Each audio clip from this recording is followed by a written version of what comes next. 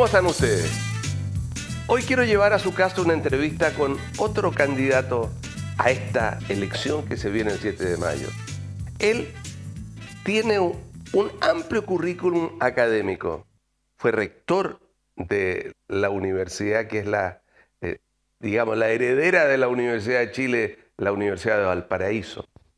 Él es un prestigiado hombre del derecho y va de candidato por la lista de Unidad por Chile, por el Partido Socialista. Para mí es un gusto conversar en su casa con don Aldo Valle. ¿Cómo está, don Aldo?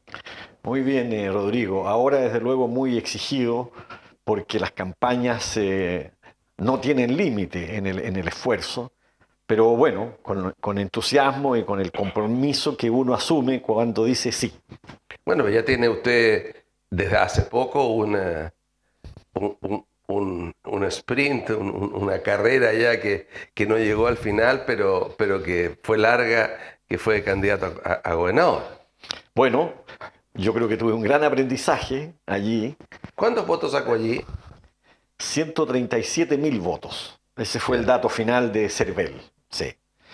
Claro, era una elección distinta en el sentido de que representaba a un bloque de partidos y no había unas listas de candidatos, sino que era un cargo uninominal. Entonces uno recibía el apoyo, digamos, de un sector muy amplio. Hoy día se disputan los votos en la misma lista. Uno compite, por así decir, también con sus compañeros de lista, no solo con las otras listas.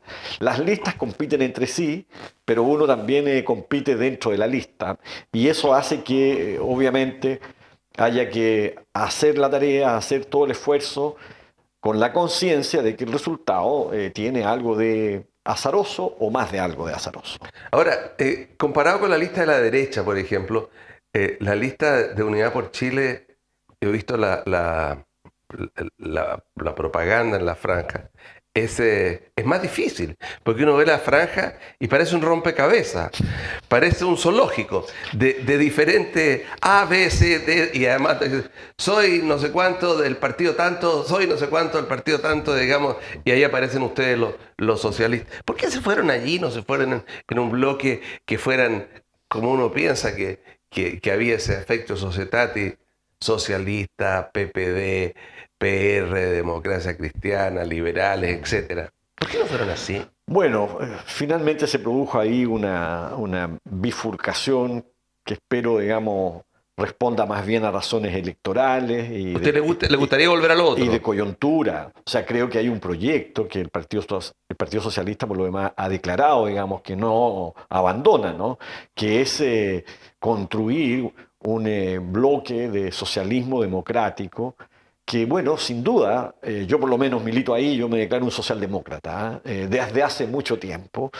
La experiencia de la socialdemocracia, la historia, la trayectoria de la socialdemocracia, me parece a mí que son una respuesta vigente. Es cierto que han habido... Hace 50 años, la izquierda más dura y parte del Partido Socialista, hablaban de los socialdemócratas como los amarillos. Sí. ¿Ha cambiado la cosa? Ha cambiado, bueno, porque ocurrieron muchas cosas más después, ¿no? Lo que pasó, digamos, con lo que llamamos en ese tiempo también el socialismo real, ¿no? Y me parece que se ha reivindicado el ideario, la idea de un Estado social y democrático. Esa es una síntesis, y es una síntesis en realidad social liberal, ¿no? Porque la idea de la ciudadanía social es de un sociólogo liberal británico, ¿no? Marshall. ¿Y en qué consiste, digamos? En que hay unos derechos de acceso universal, especialmente para quienes no logran en el mercado, en las relaciones privadas, esa satisfacción o la prestación de esos derechos. Y uno mira también la trayectoria, ¿no? Es evidente que sociedades más integradas, sociedades más pacíficas, con menos conflictos, con menos, sobre todo, desigualdades, a mi juicio, que tienen explicaciones desde el punto de vista sociológico, económico. Siempre va a haber diferencias en la sociedad. Yo creo que es un error pretender el perfeccionismo en una sociedad. Pero siguiendo en ese mismo contexto, aquello no se contrapone con la subsidiariedad, al revés, se complementa en ese tipo de sociedades. Bueno, porque efectivamente allí lo que importa a propósito del concepto de derecho social es el carácter de la relación. Cuando obviamente puede haber un prestador privado, puede haber concurrencia privada. Lo que interesa es que finalmente la prestación no dependa de la capacidad de pago de las personas, sino que allí donde precisamente la capacidad de pago es muy desigual o no existe, haya este acceso en ciertos derechos básicos que son muy relevantes en el ciclo de vida de las personas: la salud, la educación, una previsión que garantice una suficiencia, ¿no? Cuando se sale ya de la vida activa laboral, el acceso a una vivienda, ¿no? Me parece a mí que son derechos que el Estado debe no solo promover, sino que debe garantizar, de modo que las personas y quienes toman las decisiones en el Estado no estén liberados de responder o no. Cuando hay una negligencia a propósito, por ejemplo, ¿no?, del derecho a la vivienda, tiene que haber una responsabilidad. Y el Estado adquiere el carácter entonces de social cuando esa autoridad política tiene una responsabilidad en la negligencia, en la omisión. Hoy día no existe eso. Okay. Pero el chileno que vive en Chile toda su vida, que su padre chileno, que su abuelo es chileno, ya, viene de una familia que han logrado con dificultad salir de la carencia. ¿Ya? No se olvide usted, cuando usted era niño, acuérdese lo que era el Chile de los 70. En la elección del 70, por primera vez votaron 600.000 analfabetos. La pobreza era brutal.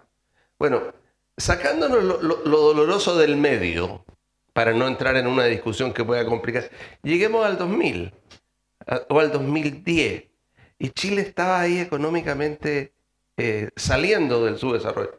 Pero resulta que en estos 13 años le metimos un nuevo bolsón de pobreza con 1 millón y tanto de gente que viene y que le está quitando los derechos sociales a los chilenos. ¿Qué opina usted de aquello? Bueno, obviamente que es un fenómeno que nadie consideró con la profundidad, con el rigor que se requería, ¿no?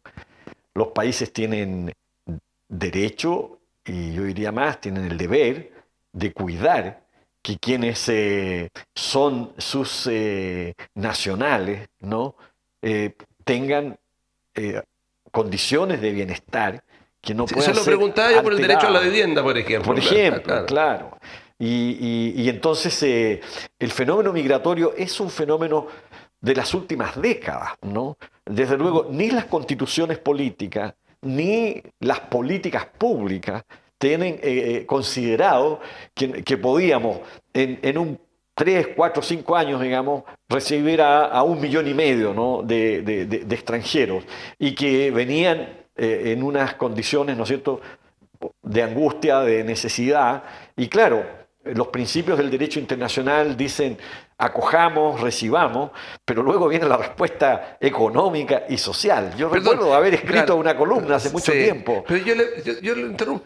En otros países, por fuera pagan plata los gobiernos al país inicial, digamos, buscan una manera de sacarse el problema. Pero en Chile, además, se da el problema de que ese 1 millón y tanto entra también a la salud municipal, entra también a la educación municipal, inclusive con preferencia frente al chileno muchas veces. Entonces, esa colisión que se está produciendo, ¿no cree usted que puede ir creando una xenofobia, una cosa rara? Estamos creándonos un fenómeno raro en Chile. Sí, yo creo que tenemos ese riesgo y por lo mismo hay que actuar.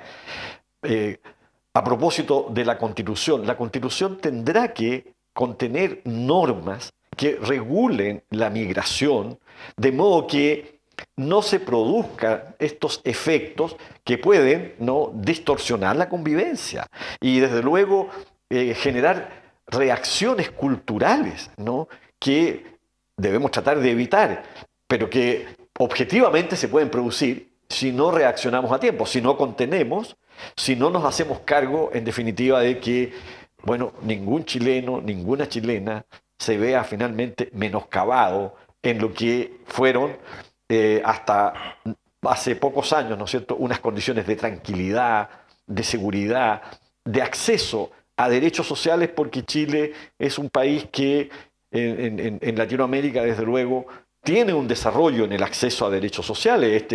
No es algo del último tiempo, ¿no? Nosotros desde hace muchos años, yo creo que el siglo XX chileno es ejemplar en el sentido de que se fueron ampliando los derechos a la educación, a la salud, a que el Estado iba tomando responsabilidades. Los primeros 70 años del siglo XX en Chile fueron horrorosos.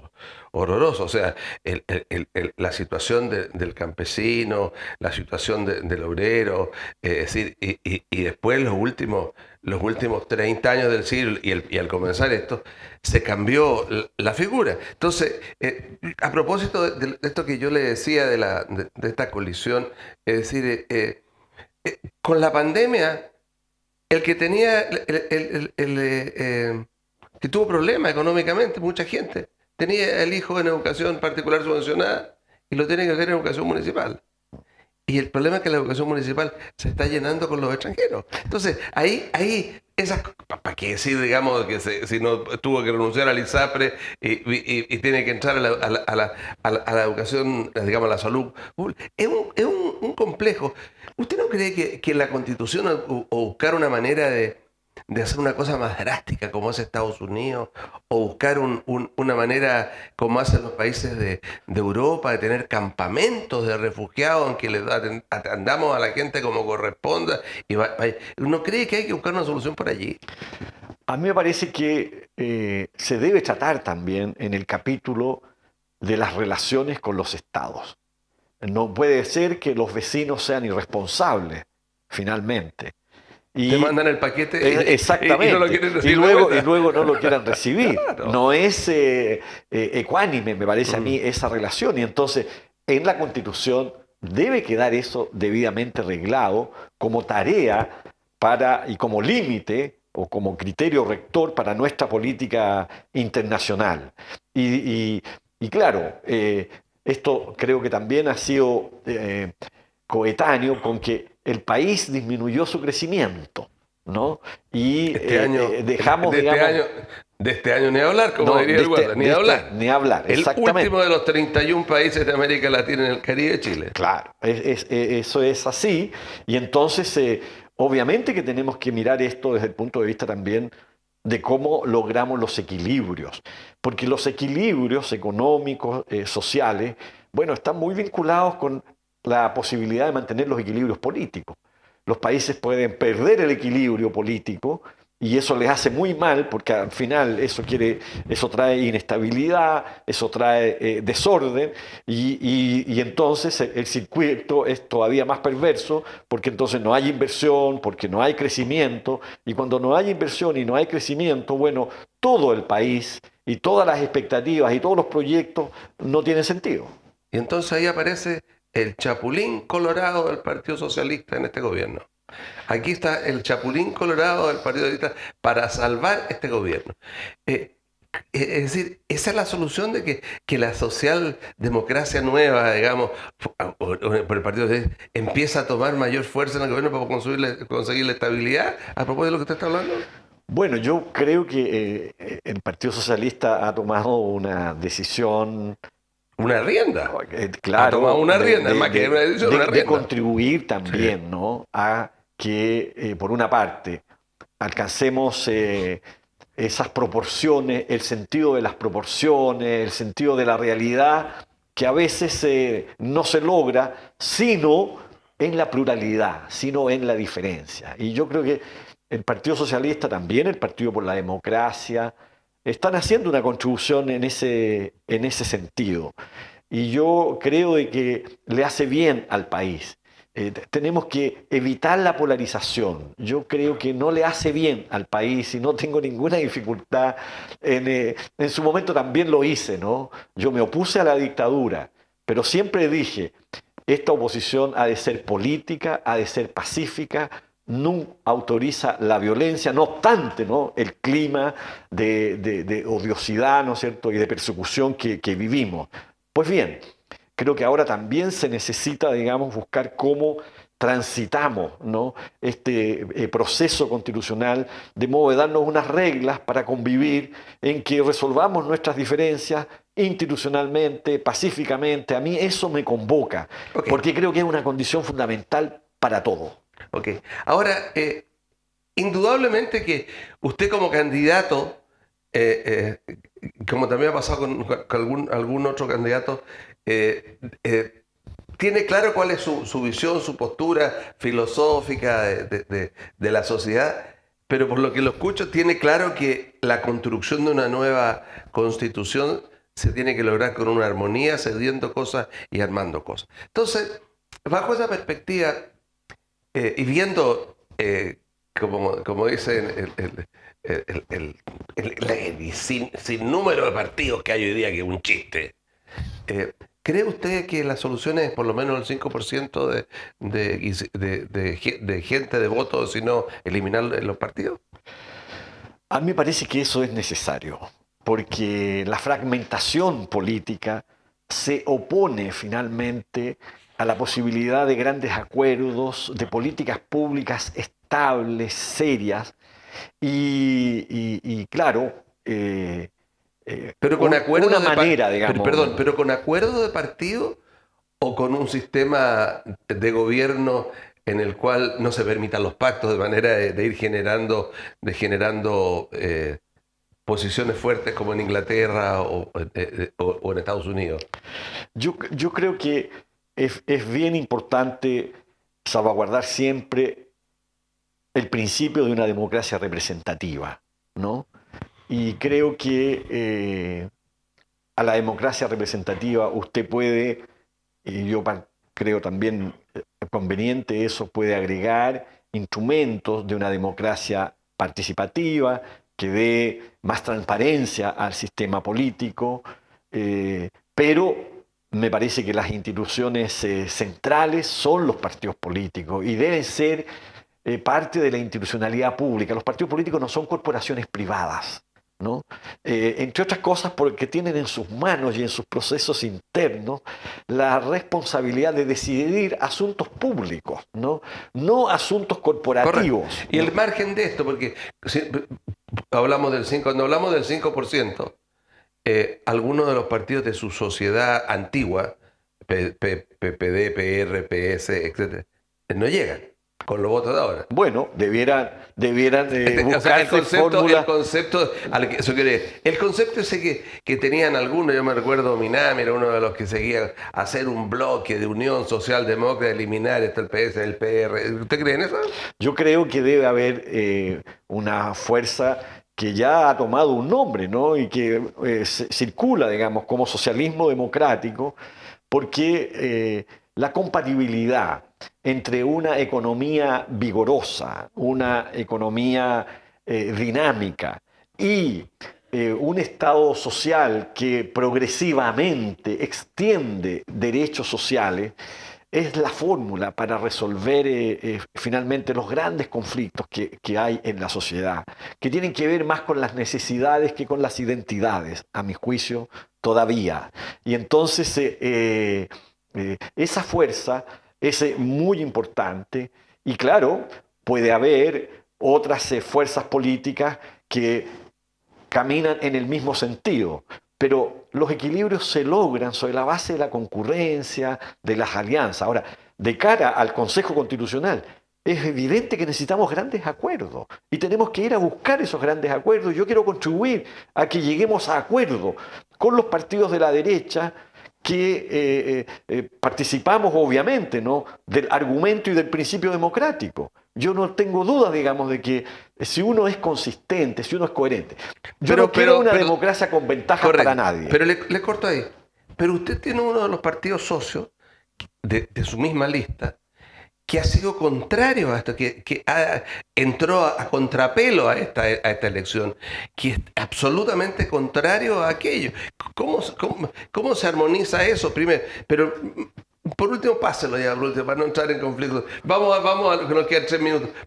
Una sola pregunta cortita y después, una reflexión final suya. La pregunta cortita es, el futuro de esta convención constitucional debe pasar por acotar, por ejemplo, el funcionamiento de algunas instituciones que tienen que ver con la seguridad o la creación de instituciones que ayudan a mejorar, porque ese es el gran problema que la gente cree que se le puede solucionar en la convención constitucional.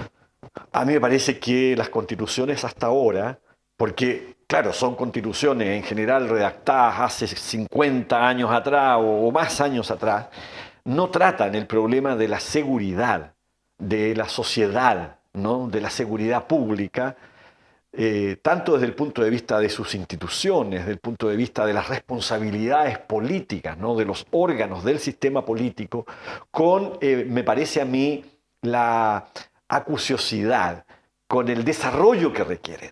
¿Y por qué? Bueno, porque hace 50 años atrás no era una necesidad tan urgente como lo es hoy. Las sociedades han cambiado. Una razón para que redactemos una nueva constitución es que la sociedad chilena de este tiempo es muy distinta de la sociedad chilena de 1980 y si vamos más atrás, más claro aún. Y entre eso está, digamos, que el fenómeno migratorio no era parte, digamos, del orden institucional, político, porque no teníamos nosotros la inmigración que tenemos en este tiempo y que no sabemos si vamos a seguir teniendo. Entonces necesitamos prepararnos. El fenómeno de la seguridad, de la delincuencia, del crimen organizado, del narcotráfico, no eran parte de la realidad chilena. Uno podría decir, el constituyente de 1980 no pensó, no imaginó, porque bueno, eso pasa. Y ¿Para qué hablar del constituyente del siglo pasado, del año 25, de 1925? Obviamente, claro. no había estaba preocupado de lo que había sido aún la guerra civil anterior. Exactamente, no había esa peligrosidad que representa la delincuencia, ¿no? El problema era la pobreza. Ni siquiera se veían las películas de Al Capone, que Al Capone no había aparecido todavía. Tampoco teníamos la crisis, ¿no? Entonces, es evidente que hoy día necesitamos pensar. ¿Y por qué? Porque los estados tienen una razón de ser muy importante en garantizar que el monopolio de la coacción responde a una organización política que se llama precisamente Estado. Y ese monopolio no puede estar en duda, no puede haber grupos en el país que limiten, por así decir, la jurisdicción del Estado de Chile.